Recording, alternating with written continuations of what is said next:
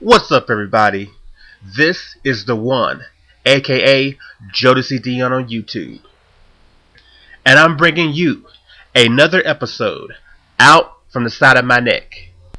You can also call this the season finale of season 1, or the year in review. Either way, it's a video I should have already had done, but life's been keeping me busy. So to finish off my series out from the side of my neck, season 1 in style, I want to give it a season finale. In this video, I'm going to look back at some of the highlights of season 1, hand out some awards, and then look to the future, where this series and where my channel plan to go. Hope you enjoyed the show. Let's get started. The series out from the side of my neck was created thanks to suggestions from homeboys back home. I've always had an interest in the gaming world. The business side, the manufacturer side, the software side, and just the fans in general. The culture of video games was one of the few subjects my friends and I discussed back then. Even after I moved, that didn't stop us from talking about video games. If something major happened, we would call each other and just talk about it. Then finally one day, after search on YouTube for something entertaining to watch, I came across the main dude who inspired me to make my own series. Bob Chapman, aka Movie Bob, aka the Game Overthinker. Believe me, I know this cat is not the grand master of video game discussion, but he was the only guy who was informative at the same time entertaining. I had no desire to be the angry video game nerd. He looks like a dumbass. And I sure had to want to be Yahtzee from Zero Punctuation. That dude is an asshole. So, Movie Bob was the right person for me to try to, copy, parody. So after being inspired and a little bit more encouragement from my boys, during the week of E3 09, Out from the Side of My Neck was born. The first group of videos were all about E3 coverage. I went through each conference and broke down what I thought about them. From Microsoft's unveiling of Natal, Sony's Magic Wand appearance, and Nintendo bringing back the classics. I went over the highs and lows of all three companies' presentation. Things they should have done, things that could have been better, and things that were just ridiculous. And I also talked about the reaction of the audience, the media, the gaming world. It's very difficult to do an unbiased video game discussion or random series.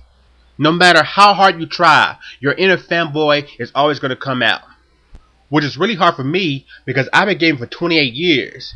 And the one company that's kept me gaming all those years was Nintendo. I'm talking about back in the old days of the ColecoVision. So after E3, I decided to show everybody that I can be fair and balanced. A lot more than Fox News. I started out with my in-depth look at Nintendo hate.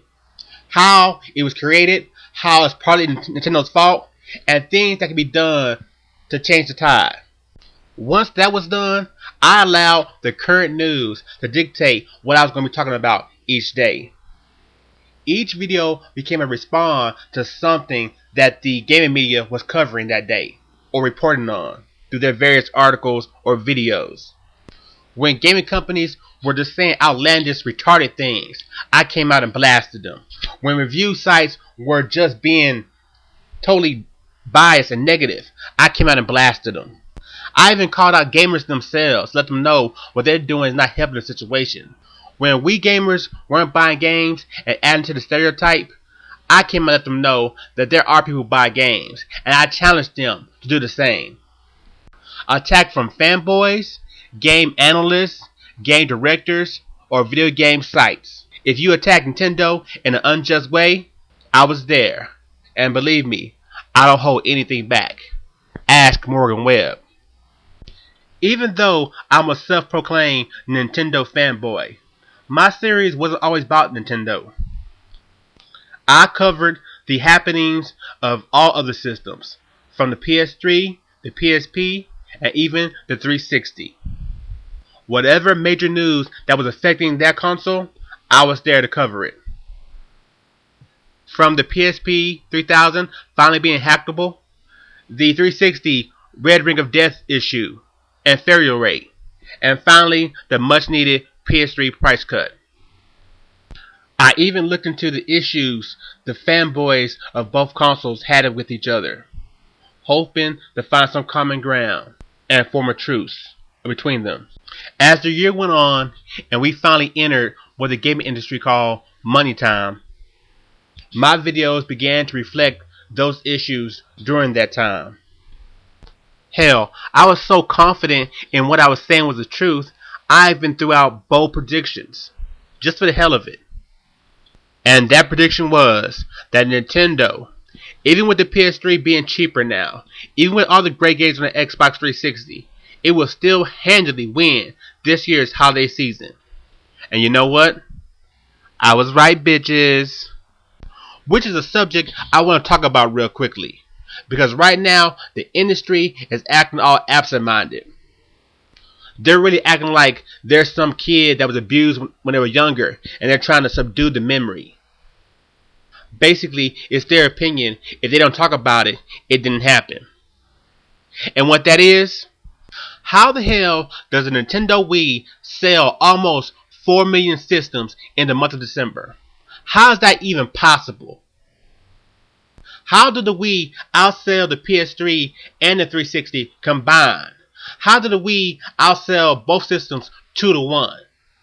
How in the top 20 games Nintendo has 13 of them? Yet all we hear is the industry is down this month.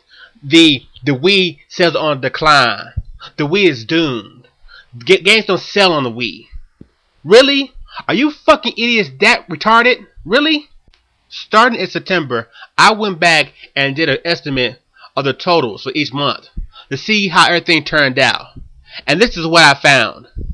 With about 2 million, close to 800,000 systems sold, the 360 came in third place. With about 2,800,000, close to 900,000 systems sold, their PS3 came in second place. So pretty much, I won't say it's a push. It's a tie between the HD systems. Starting in September 09 to now, the Nintendo Wii sold over 6 million systems.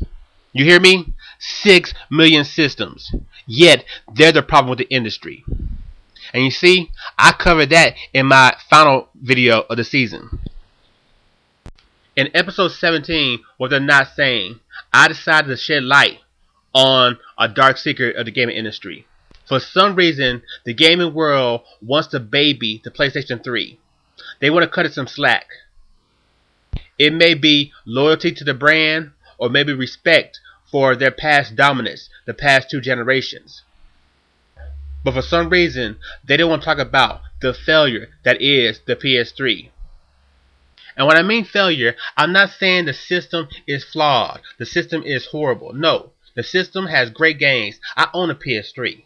But I do know it's not doing its job on the business side of things. To have all the capabilities it has, to have all the great first-party content it has, to be a Blu-ray player is underperforming in hardware sales and in games. And there's no excuse for it now. The PS3 has a price cut now. Sony is marketing the PS3 left and right, blitzing the world with a huge advertisement campaign. But it's not working at all. Let me bring it to you like this. Fellas, you have 2 girls that want to have sex with you. One girl is attractive. She's fine. Okay? The other girl is kind of chunky. Hell, the other girl's fat. She's not even that cute. Who you gonna pick? Common sense says the attractive girl, the fine girl. Well, common sense is not playing a role in decision making right now, because everybody's fucking the fat girl. And you know why? Because she got the bomb. Her shit is good. It's something about it that guys can get enough of. And that's where we have the PS3 right now. It's the attractive fine girl that no one want to fuck, that can't get laid. Yet, no one wants to talk about it. Alright people, thanks for watching this season. Please check out my awards video coming up next. Thanks for watching. I'll see you soon. Peace.